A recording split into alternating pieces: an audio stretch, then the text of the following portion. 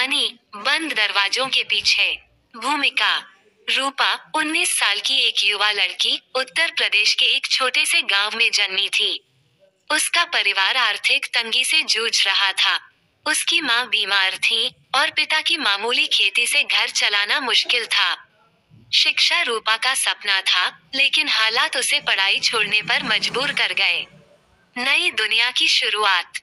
एक दिन गांव के पास रहने वाले विनय नामक एक आदमी ने उनके परिवार को सहारा देने का वादा किया। उसने रूपा को शहर में नौकरी दिलाने का प्रस्ताव दिया।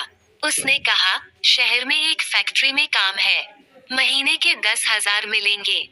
परिवार की मजबूरी और अच्छे भविष्य के सपने ने रूपा को यह फैसला लेने पर मजबूर कर दिया। शहर की काली सच्चाई। विनय ने उसे दिल्ली के एक इलाके में एक महिला के पास छोड़ दिया। उस महिला का नाम मधु था। मधु ने पहली रात ही रूपा से कहा, यहाँ काम करने के लिए साहस चाहिए। तुम्हें वो करना होगा जो मैं कहूँगी। रूपा को ये बात तब समझ आई जब उसे एक छोटे कमरे में एक आदमी के साथ भेजा गया। उसने विरोध किया, रोई, गिड़गिड़ाई, लेकिन उसे धमकाया गया। तुम्हारे पास कोई रास्ता नहीं है।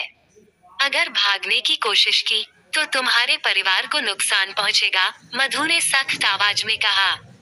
घुटन और मजबूरी। रूपा का हर दिन एक नए डर और दर्द से भरा हुआ था। उसके पास कोई पहचान पत्र नहीं था और उसे बाहर की दुनिया से पूरी तरह काट दिया गया था। उसे महसूस हुआ कि वह एक ऐसे जाल में फंस गई है जिससे बाहर निकलना नामुमकिन है। वह सोचती, क्या मेरा जीवन हमेशा ऐसा ही रहेगा? क्या कोई मुझे इस अंधकार से बाहर निकालेगा? उम्मीद की किरण। एक दिन उस इलाके में पुलिस ने छापा मारा। ये छापा एक एनजीओ की सूचना पर हुआ था, जो मानव तस्करी के खिलाफ काम करता था। रूपा और उसके जैसी कई लड़कियों को वहां से बचाया गया। नई शुरुआत। एनजीओ ने रूपा को काउंसलिंग, सुरक्षा और एक नया जीवन शुरू करने का मौका दिया। उसने धीरे धीरे अपनी मानसिक स्थिति को संभाला और सिलाई का प्रशिक्षण लिया। आज वह अपनी कहानी उन लड़कियों के साथ साझा करती है जो कठिनाइयों से गुजर रही हैं, ताकि उन्हें उम्मीद और प्रेरणा मिल सके। निष्कर्ष।